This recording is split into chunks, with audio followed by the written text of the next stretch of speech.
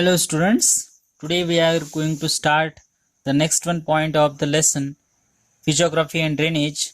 That point is the coastal plains. In this point we are going to study the coastal plain of India. Actually the coastal plain is extended from Gujarat up to West Bengal. Its length is near about 7,500 kilometer.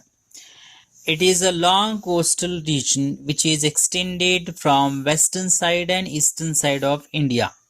Its width is less towards the western side and its width is more towards the eastern side. So such type of long coastal region is gifted to India. Here on the screen we can see the map of India and the yellow color indicates coastal plain. Western side has Arabian Sea and eastern side has Bay of Bengal. So such type of coastal region is there. अब यहाँ पे हम coastal region के बारे में जानकारी लेंगे. जो ईस्टर्न साइड का एरिया है वहां पे बे ऑफ बंगाल से लग के जो कोस्टल प्लेन है वो एरिया है और जो अरेबियन सी का एरिया है वो वेस्टर्न साइड का रीजन है. अब ईस्टर्न कोस्टल प्लेन और वेस्टर्न कोस्टल प्लेन इन दोनों में क्या डिसिमिलैरिटीज है, मतलब डिफरेंसेस क्या है वो हम देखेंगे. तो पहले हम वेस्टर्न साइड का जो कोस्टल रीजन है उसके बारे में जानकारी लेंगे. अब ये जो वेस्टर्न साइड का जो कोस्टल प्लेन है वो रॉकी कोस्ट है. यहाँ पे रॉकी रीजन है प्लस इसकी जो विड्थ है वो बहुत ही लेस है, बहुत ही शॉर्ट है.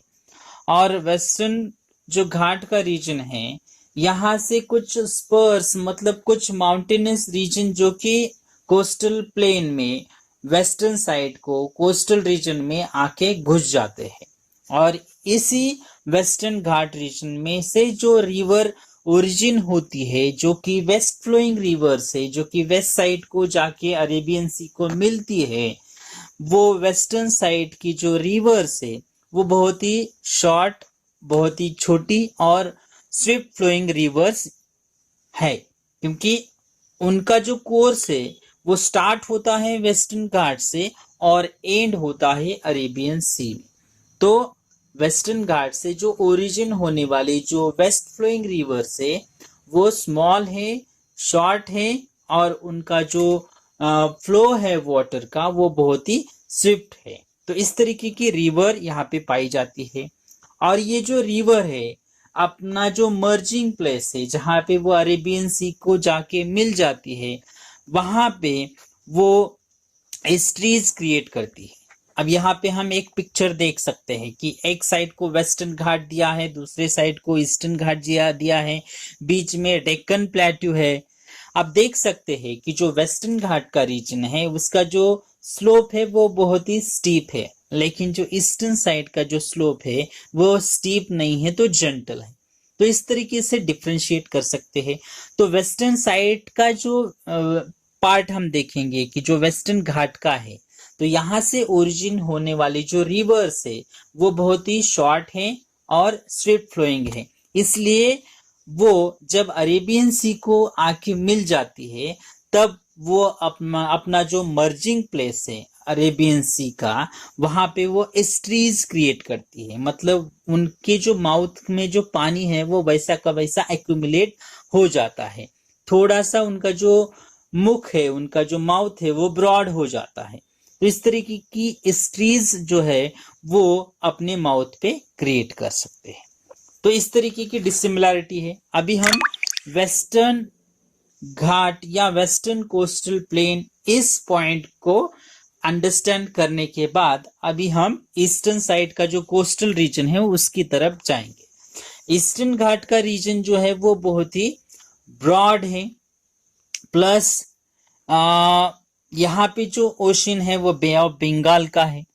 और जो रिवर्स जो कि वेस्टर्न घाट से ओरिजिन होती है जो कि ईस्ट फ्लोइंग रिवर से वो यहाँ पे आती है इस प्लेन एरिया में, कोस्टल प्लेन एरिया में, और वो अपने साथ में लाया हुआ जो एलुवियल है, सेडिमेंट है या जो मिट्टी है वो यहाँ पे आके उसका डिपोजिशन करती है।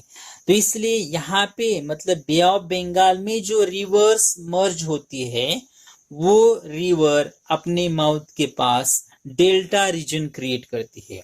हमने देखा था कि वेस्टर्न साइड में स्ट्रीज क्रिएट करती है, लेकिन ईस्टर्न साइड का जो कोस्टल प्लेन है वहां पे जो रिवर आती है वेस्ट साइड से वो यहाँ पे डेल्टा क्रिएट करती है।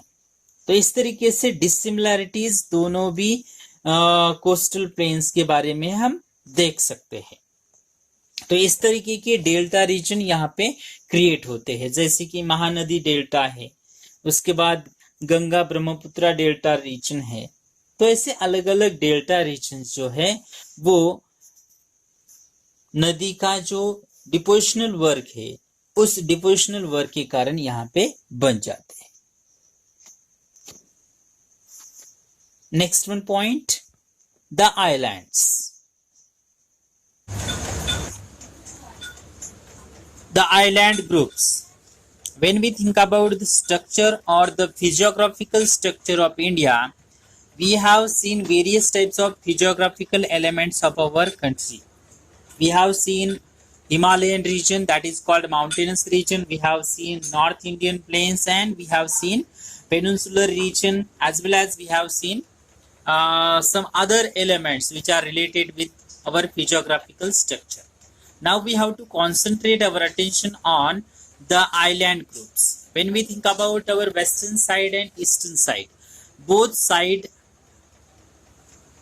have seas. When we think about western side, we have Arabian Sea. When we think about the eastern side, we have Bay of Bengal. So in both seas, we can see two groups of islands. First of all, we will think about western side. When we think about the western side or the Arabian Sea area, in that Arabian Sea area we can see Lakshadweep Islands. And when we move towards Bay of Bengal, that is on our eastern side, we can see two groups of islands are there, like Andaman and Nicobar Islands. So such type of two groups of islands we can see on western side as well as on eastern side. यहाँ पे हम हमारे video के screen के ऊपर देख सकते हैं कि जो वेस्टर्न साइड का एरिया है वहाँ पे एक ग्रुप ऑफ आइलैंड है, और जो ईस्टर्न साइड का एरिया है वहाँ पे भी एक ग्रुप ऑफ आइलैंड है। वेस्टर्न साइड में अरेबियन सी है और लक्षद्वीप आइलैंड है, और बे ऑफ बंगाल जो कि ईस्टर्न साइड में है, और वहां पे अंडमान निकोबार, ये ग्रुप्स देखे जा सकते हैं। तो सबसे पहले हम लक्षद्वीप आइलैंड्स के बारे में जानकारी लेंगे। लक्षद्वीप आइलैंड जो कि वेस्टर्न साइड का एरिया है, अरेबियन सी का एरिया है, तो इसके बारे में हम जानकारी लेंगे। तो यहाँ पे जो आइलैंड्स है इनका जो शेप है वो एटोल टाइप का है, मतलब सर्कुलर शेप के आइलैंड्स यहाँ पे वेस्टर्न साइड में हम देख सकते हैं। अभी हम ईस्टर्न साइड के एरिया के बारे में जानकारी लेंगे। ईस्टर्न साइड में अंडमान एंड निकोबार, ये दो ग्रुप्स ऑफ आइलैंड्स देखे जा सकते हैं। तो सबसे पहले हम अंडमान आइलैंड्स के बारे में जानकारी लेंगे। तो यहाँ पे जो आइलैंड्स है ये मोस्टली ओल्केनो और ओल्केनिक टाइप के हैं, मतलब यहाँ पे जनरली ओल्केनोस की संख्या ज्यादा थी लेकिन अभी नहीं है। तो इस तरीके के ओल्केनिक आइलैंड्स ज्यादा तौर पे यहाँ पे देखे जा सकते हैं। दूसरी चीज, इन आइलैंड्स की जो शेप है, मतलब इनका जो आकार है, बीच में ही हिली एरिया है, एलिवेटेड एरिया है। तो इस तरीके के शेप के आइलैंड्स यहाँ पे देखे जा सकते हैं, और इन्हीं हिली एरियाज के ऊपर ओल्केनोज देखे जा सकते हैं, जैसे कि बैरन आइलैंड, ये एक एक्टिव ओल्केनो यहाँ पे अंडमान ग्रुप ऑफ आइलैंड में देखा जा सकता है। और जो निकोबार ग्रुप ऑफ आइलैंड से ये एटोल टाइप के, जैसे कि हमने लक्षद्वीप ग्रुप ऑफ आइलैंड्स देखे थे, वैसे ही शेप यहाँ पे निकोबार ग्रुप में भी देखी जा सकते हैं। तो इस तरीके के दो ग्रुप्स यहाँ पे हम वेस्टर्न साइड में और ईस्टर्न साइड में देख सकते हैं। वेस्टर्न साइड में अरेबियन सी में लक्षद्वीप आइलैंड्स है, और जो ईस्टर्न साइड का एरिया है जहाँ पे बे ऑफ बंगाल है वहां पे अंडमान निकोबार, ये ग्रुप्स ऑफ आइलैंड्स देखे जा सकते हैं। Brazil. Now we will start the information about Brazil.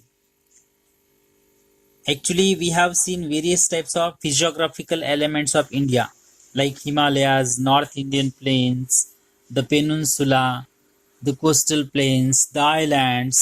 Such type of physiographical elements we have seen about India. Now we have to start the physiographical elements of Brazil. When we do the comparative study of India and Brazil about physiographical elements, like India, in Brazil we can see highlands and plateaus and mountainous region. But like India, in Brazil we cannot see extended mountains like Himalaya. Short and less heighted mountains can be seen in Brazil. Along with that, when we think about the northern plain region of India, like that, such type of plain regions are not present in Brazil. Somewhat area is occupied by plain region, like the Amazon River Basin area, or the and the Paraguay Basin area. These two areas are plain region, but rest of the part of the Brazil is occupied by highlands and plateau region. So such type of physiographical elements are seen in Brazil. And when we think about the coastal region of Brazil, the coastal plains are expanse, or they are free. They are not restricted. They are not like Indian coastal plains. So such type of differences we can see about India and Brazil. When we think about the various types of physiographical elements of Brazil, they are like highlands, the coastal region, the island groups, the great escarpment, and the plains. So such type of various types of physiographical elements are there. First of all, we will concentrate on highlands. When we see the map of Brazil, here on southern side of Brazil we can see dark brown and yellow color is shown on the map. That dark brown and yellow color indicates high elevation. Here on the index of the map we can understand the elevation of that yellow and dark brown color has near about 1000 meter. So high elevated region is there. So far as that region indicates high area or highland area.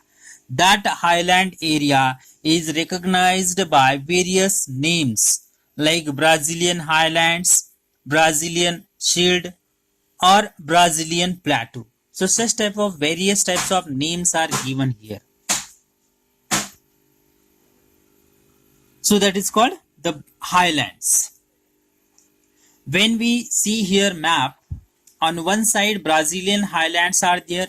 On another side, when we move towards the northern side of Brazil, there we can see Guiana highlands. So these two types of important highlands we can see here. First of all, we will concentrate our attention on Guiana highland. Guiana highland, it is extended from Venezuela up to French Guiana. That is the extension of Guiana highland. अब ये Guiana highland हम northern side को देख सकते हैं.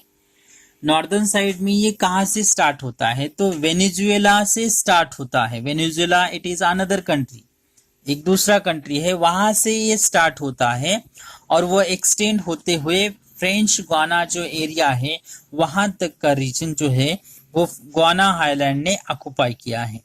उसके अलावा ये जो गुआना हाईलैंड है वो किन स्टेट्स में उसने एक्सटेंड किया है? तो जो स्टेट्स है वो है रोरेमा, पारा और अमापा. इन 3 स्टेट में वो एक्सटेंडेड फॉर्म में हम देख सकते हैं। तो इन तीनों स्टेट में हम ये जो गोवाना हाईलैंड है वो एक्सटेंड हुआ है। अब ये जो गोवाना हाईलैंड है इसका लो एरिया मतलब दूसरी कंट्रीज में हाई एलिवेटेड पार्ट्स है इस गोवाना हाईलैंड की, लेकिन जो लो एलिवेशन वाला एरिया है वो ब्राजील में देखा जा सकता है। इसमें सबसे ऊंचा जो माउंटेन है जिसकी ऊंचाई जो कि 3014 मीटर है, जो कि बॉर्डर एरिया पे है, ब्राजील का जो बॉर्डर एरिया है, ब्राजील और वेनेजुएला का जो बॉर्डर एरिया है वहां पे ये माउंटेन रीजन देखा जा सकता है। तो ये माउंटेन का नाम हम देख सकते हैं वो है पिको डी नेब्लिना, और इस पिको डी नेब्लिना की जो ऊंचाई है वो 3014 किलोमीटर है, मीटर है। तो ये पिको डी नेब्लिना जो कि 3014 मीटर ऊंचाई का एक ही माउंटेन यहाँ पे देखा जा सकता है, उससे बड़ा माउंटेन ब्राजील में नहीं है। और ये भी माउंटेन वेनेजुएला और जो ब्राजील है इन दोनों के बॉर्डर पे हम देख सकते हैं।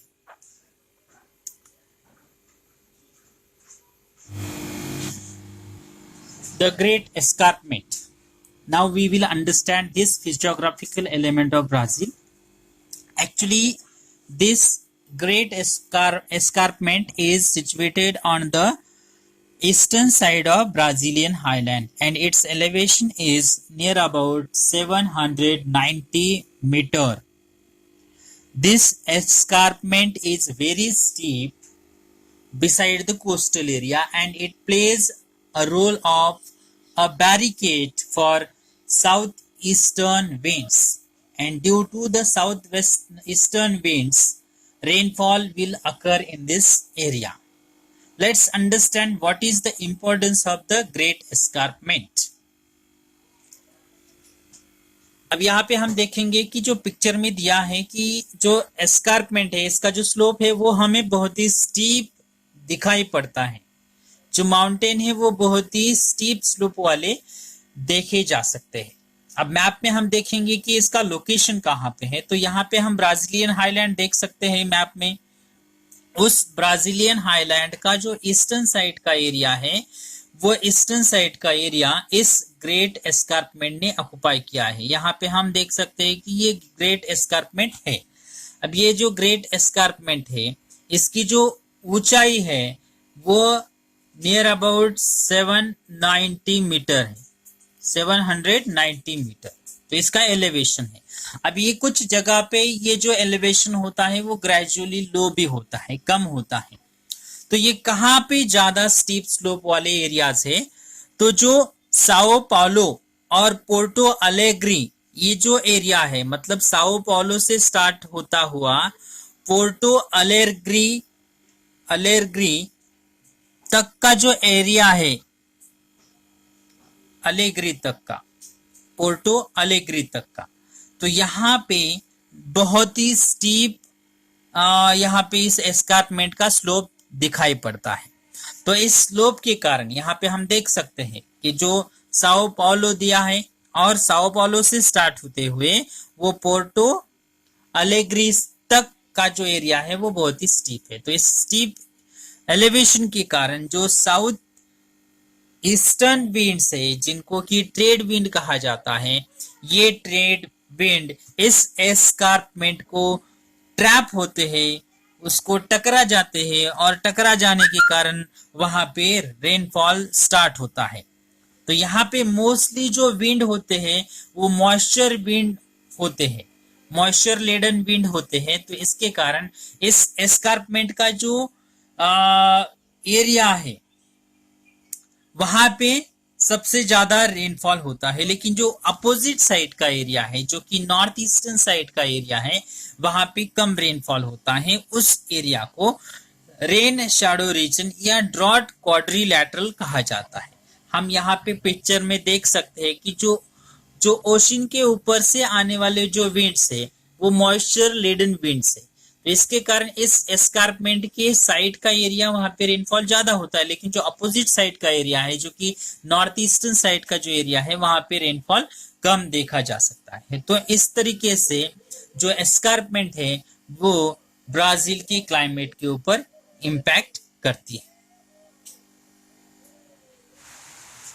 The cost, actually in our previous videos we have seen the coastal region of India. Actually it was started from Gujarat up to West Bengal and its length was 7,500 kilometer. Like that only we have to see the coastal region of Brazil. Here also when we think about the length of the coastal region of Brazil, it is 7,400 kilometer and it is divided into two sides. When we think about the northern side, it is called North Atlantic coast, and when we think about downside, south side, it is called South Atlantic Ocean. So now we have to understand the parts of this coastal region, from where it is started and where it ends. When we think about the coastal region of Brazil, its length we have seen, it was near about 7,400 kilometer. यहाँ पे हमें Brazil का जो coastal region है उसके बारे में जानकारी लेने की है। तो ब्राजील का जो कोस्टल रीजन है, हम देख सकते हैं कि जो नॉर्दर्न साइड का जो कोस्टल रीजन है वहां पे नॉर्थ अटलांटिक सी है, और जो साउथ साइड का जो कोस्टल रीजन है वहां पे साउथ अटलांटिक सी है। तो दोनों साइड के कोस्टल एरियाज हैं, तो इनका जो क्लासिफिकेशन होता है इन दो कोस्टल रीजन का, वो होता है नॉर्दर्न साइड का और ईस्टर्न साइड का। तो ये कहां से स्टार्ट होता है, पहले हम नॉर्दर्न साइड का जो कोस्टल रीजन है उसके बारे में जानकारी लेंगे। तो जो नॉर्दर्न साइड का जो कोस्टल रीजन होता है, ये स्टार्ट होता है जो अमापा प्रोविंस है वहां से स्टार्ट होता है, और जो रियो डी ग्रांटे डी नॉर्टे यहां तक का जो एरिया है वो नॉर्दर्न कोस्टल रीजन उसको कहा जाता है।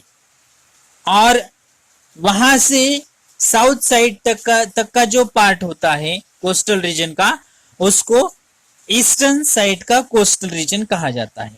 तो ऐसे दो तरीके के कोस्टल एरियाज यहाँ पे क्लासिफाई किए जाते हैं, जो कि नॉर्दर्न साइड का एक है और ईस्टर्न साइड का कोस्टल रीजन है। पहले हम नॉर्दर्न साइड के बारे में जानकारी ले रहे हैं। तो नॉर्दर्न साइड का जो कोस्टल रीजन है, इसके जो कैरेक्टरिस्टिक्स है उसके बारे में हम देखेंगे कि यहाँ पे जो मोस्टली रिवर क्या होती हैं, टर्मिनेट होती है। तो जो रिवर के जो माउथ है यहाँ पे देखे जा सकते हैं। जो अमेज़न रिवर है यहीं पे, मतलब जो नॉर्दर्न कोस्टल रीजन है यहाँ पे वो टर्मिनेट होती है, इसलिए यहाँ पे रिवर के माउथ हम देख सकते हैं। अमेज़न रिवर का भी माउथ यहाँ पे है। उसके अलावा इसके कोस्टल रीजन पे मैराजो आइलैंड देखा जा सकता है, जो कि एक इंपॉर्टेंट आइलैंड है। उसके अलावा साओ मार्कोस बेज यहाँ पे देखी जा सकते हैं। तो ये कैरेक्टरिस्टिक्स हम देख सकते हैं। उसके अलावा अमेज़न रिवर और जो दूसरी रिवर है उसका नाम है टोकांटिन्स, इन दोनों रिवर्स के जो माउथ है वो यहाँ पे देखे जा सकते हैं। अभी हम देखेंगे कि जो ईस्टर्न साइड का जो कोस्टल रीजन है इसके कैरेक्टरिस्टिक्स क्या है। एक्चुअली यहाँ पे मेजर रिवर्स नहीं है, लेकिन जो छोटी रिवर्स है उनका यहाँ पे टर्मिनेशन होता है।